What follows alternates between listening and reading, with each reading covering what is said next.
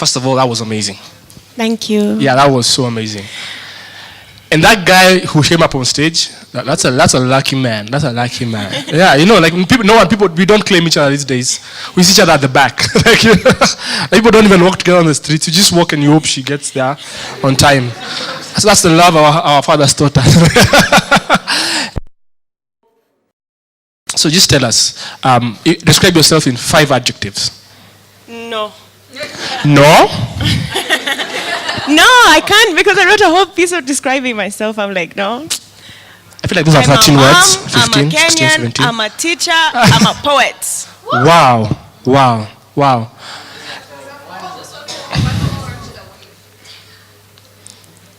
I'm an empath. Yeah. Do you know what empath means? Yes. It's the path that Emily always takes on her ways. Okay. It's M's path.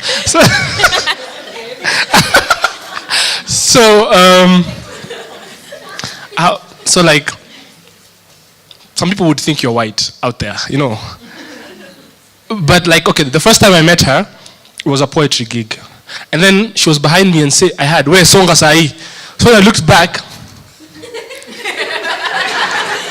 like something didn't make sense in my head, because I could see her, I heard her, but this was not. So how was it growing up? Like, so you grew up in Kenya, yes? First of all, I'm sure those are not my words. Yes? You know why? Those Yeah. cannot be my words. So I'm Nairobian, Yeah. but I grew up a long 10 years at the South Coast in Mombasa. Heshima hudumu. Like, Nairobi is should so have respected me disrespectful. that Like, day. Songa Sai. I can't say that. respected Those are me not that my day. words. I know. It's okay.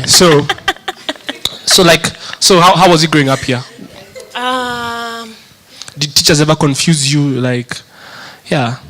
So I went to different types of schools when I was growing up. But I went through the British system. So when I was at the coast, it was a much more mixed setting. But then when I came to Nairobi, I didn't go to the schools that would have had that racially mixed setting, immediately. So I started off at a school where there were only 2 other mixed race people in the school, and they were sisters. So like, we're best friends still today. Yeah, but I think I can say I'm lucky in a sense that when I was growing up, Black consciousness had started, So, like, from my mom and really, Whitney Houston, like, my role models were beautiful Black women. So I come to Nairobi, and there's this stereotype of chatora raha, pointy sijui what, and I was in so much shock. Like, I did not understand why I'd stopped being a person somewhere along the way, and I made myself very unpopular on the first day. Because when I was coming in, it's like, hey, kuna pointy. That's what I was hearing in the halls. I'm like, huh? First of all, what is that? People who wear high heels, that pointy. Okay. And then, because I'd come from very, British system schools, and my mom went to Musongari. So proper English was very important growing up. Like, the Kenyanness had nothing to do with it. So these guys started chochaing me. They want me to tell a joke. No, you must tell us a joke. You have to tell us a joke. They're so excited. Because pointy amefika. Yeah. So they insisted. And I refused because I'm nervous. Social anxiety, hi. And I'm like, you guys are, like, why? Why are you giving me all that pressure? And then my go-to defensive mechanism was sarcasm. So my final response was, Sawa, why did the chicken cross the road? Wow. You guys, Ebu just say a short, small prayer of thanks that you're not a lame pointy in Nai. Because that combination. I relate. You become the demon. Like you're the measuring stick for everything that, like, anything that you want to be better than. You know, a lame pointee. There's nothing you want to put down more than a lame pointee. There's a guy who at a party, kwanza that day I'd borrowed a dress. Hey, and it was Chinese style mini dress. What? I was feeling hot. House party. I can relate. And then I'm just stepping out of the room to go to the bathroom, and one of the most popular guys in the class, I hear him saying behind me, he's like, but huyu Raya ni albino. I thought pointies are supposed to be fine. I cannot relate. So I'm lucky. I'm very lucky that I got exposure to what it feels like to be put down and to be devalued. Because the people who I know who were in the opposite shoes, who were the coolest, who were just the best in everyone's views, they actually had a harder time growing up. Because me, when I was growing up, I knew I just have to ngangana. You know, there's no reason why anything's going to come easy. But when you've gone through your whole schooling life with everybody giving you everything because you're pretty, which is what I was seeing, which I was so jealous of at the time. I'm like, why? God, why couldn't you just make me pretty too? Like, it was so sad.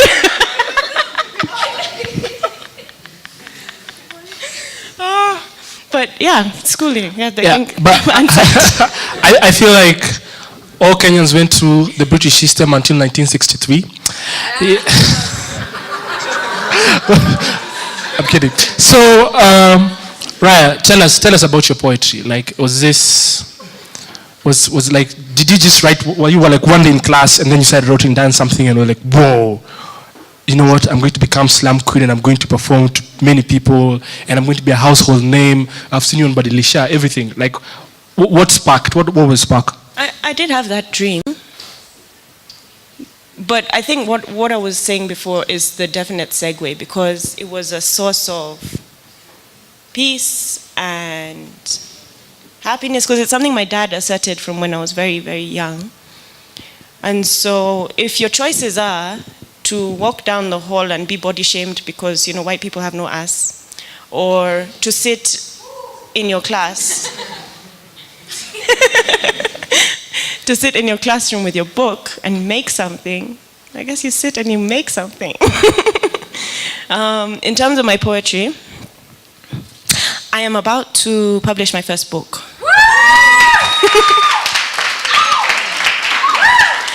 I hope the next phrase isn't disappointing. It's only my poetry up until 2013. Because in 2013, I actually wrote a manuscript.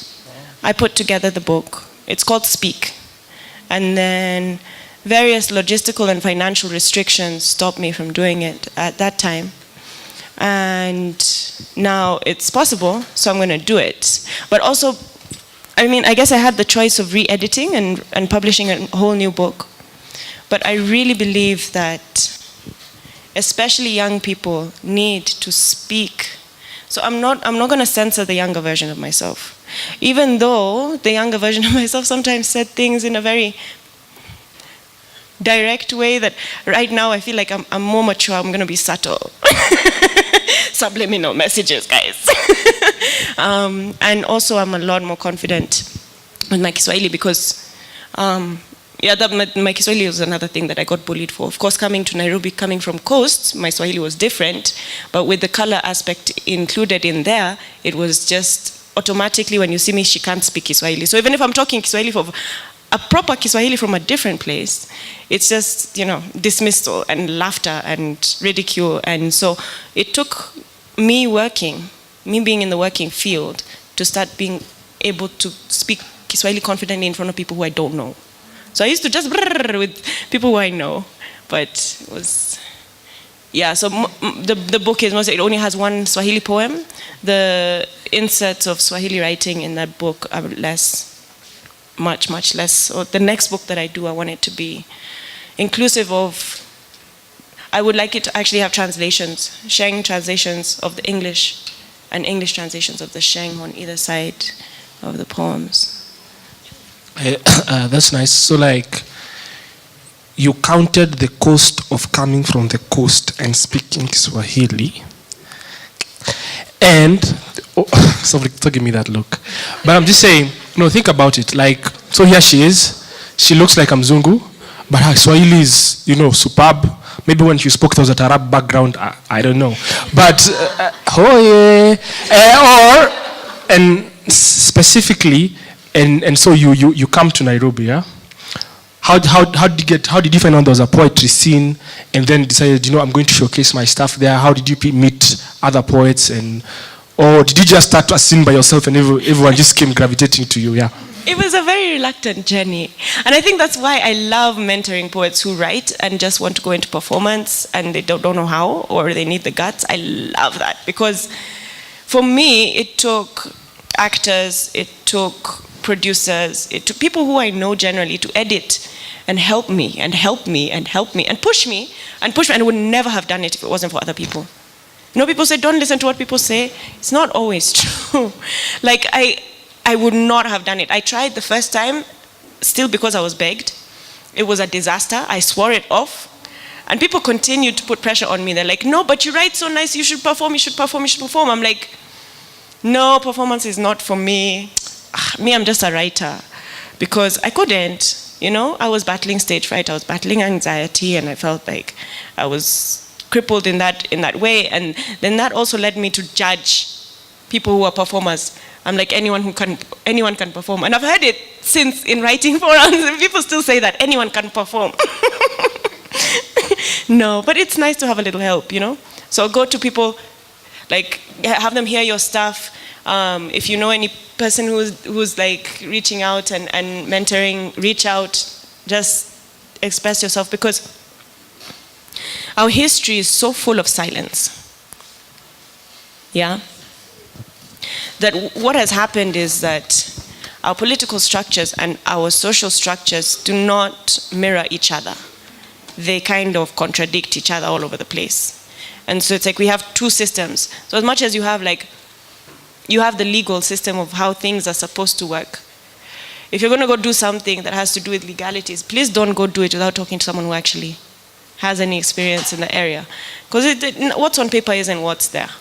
It's not the same. And I believe strongly that the only way that we can get to a point where we have our structures matching our own ideals on integrity and whatever people are supposed to do is if people are speaking about what is important to them.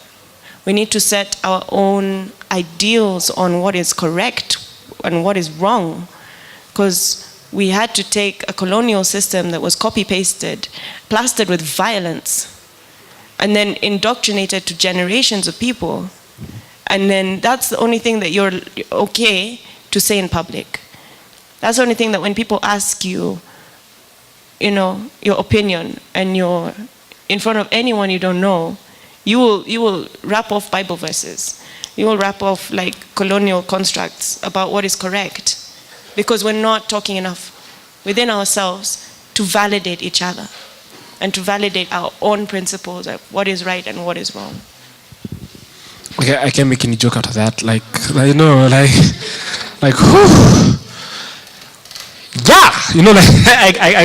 yeah, because the next two questions I was going to ask you have been answered in that last answer. But it's cool. I knew you'd do that. And so I did my Doctor Strange thing and saw like 14 million different things that could happen. And so, another thing, for the writers in the room, for the performance poets in the room, like, what would you advise to them? Like, they've been doing this maybe for a year or two, or they've been doing it but rather casually. Like, what would you tell them? As someone who's like been in this game for a while, yeah, what would you tell them? Don't stop. This is a much better time. By the way, anyone who's looking like you want to be a spoken word artist, go! Do it now. There was a time, especially girls, oh my goodness. There was a time, none of these events were during the daytime. None of these events were paying. So if it's passion that's driving you, you will find yourself walking where you're not supposed to be walking at night. you'll find yourself taking risks that you should not be taking. That's what I wound up doing, because I felt a drive from when I was much younger that this is something, it's a talent that I was blessed with, and so I have a duty to do something with it. And that passion drove me. But today, there are actually spaces that, you can come perform. There are open mics that give transport. There are talent managers. Oh my goodness. So I went for a creativity workshop. And I've been doing this for years. Was it Einstein? He's like, doing the same thing over and over and expecting a different result is the sign of madness. So I've been doing that. Because of my anxiety and because of my artistic process, it's always seemed very unjust to me that to be an artist, you also have to be a marketer and a business person. So business person, I'm sour. But marketing, if it's 2 days to an event, I'm rehearsing. Actually, I'm rehearsing the whole time. I don't have it in me to now start having chats on Facebook and Twitter about how awesome what I'm rehearsing that I'm still going through anxiety about, because that's the process. How it's going to be so super. I don't know that yet. I'm trying to make it happen. Wait for the day. Let me show you what I've got. I don't know how to talk about this. It's not ready. But I actually got a different response. I've been asking that question for years. And this time I got a different response. I got the response that, well, you can get a talent manager. And it's a good idea to know what that talent manager is doing so that you don't get swindled. But it is possible. There's now a possibility. I'm like, what? It happens to have happened at a time when I've just gone back to school. So I'm going to have to wait a little bit before I can take advantage. But it's very exciting. Wow, like Martha, poet, going back to school, calling up your husband to do poems. Like... yeah, like she's everything. Like I'm just like when time do you get to fly and save the children like just off your schedule? She's like she's like a superhero over here. So Raya, last words, here you are. You could go back to, I don't know, 7 years back. 7 years back is how long ago? It's 2017. That's 2010. I was 23. I'm 30, by the way, guys. I love my mom. I can't relate.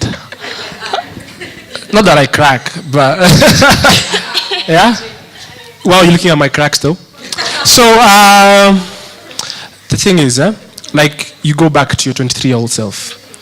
So she stands before you in a room, in the mirror, and you're so tempted to sing Michael Jackson, I'm talking to the girl in the mirror, or here we are again, feel the rise. But on the other hand, you realize, oh my God, this may never happen again. I need to tell her something. So tell her what you would tell her now.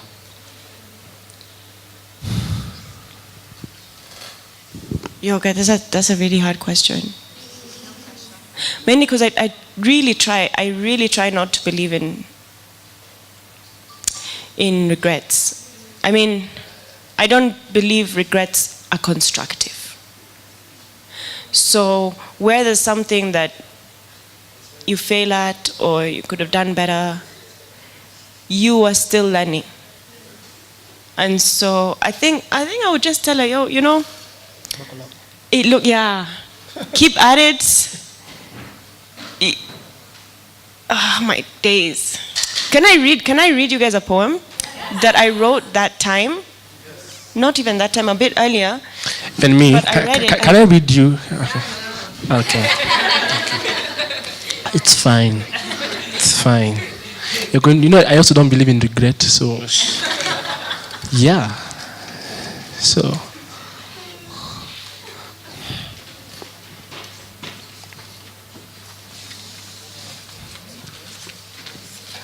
Wow. Like, that's like a big, I feel like you're just about to start, hear ye, like, with a big skull. All right, the swiveling of the chair was very dramatic, I'm sorry. Even News for Sale, by the way, I wrote that before 2013, that's in the book.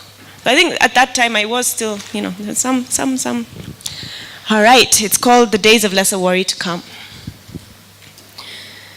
I'm drowning in the volume of my own inactive ambition. And then they push me further into the bog that forms the residue within me, my failures, my falls. Life has gotten to be a maze of the mind which I realize more and more I can't leave behind. Due to various reasons and ties that do bind, but I found a real reason to lift my head high. Because this maze will bind, hide or rind, I will take it with me. I'll keep fighting, for there may be a war ahead in which the stakes are higher. I may one day grace a battlefield that I can call my own. Not a shelter or a cave in which to hide my frightened mind, but a battlefield. The kind that will make my soldiers proud, the ones around us, the ones within, the ones who stood beside to fight to die so we could fight to live. This war will be my fight, my life, a maze by my own hand. When that day comes, I'll be prepared. My straight back will be set in stone. My eyes prepared for any surprise. I will have had the practice of the present. And so I'll lift my staff into the air and plant it down so fiercely that my future mirrors on the battlefield will have heard me long before I come.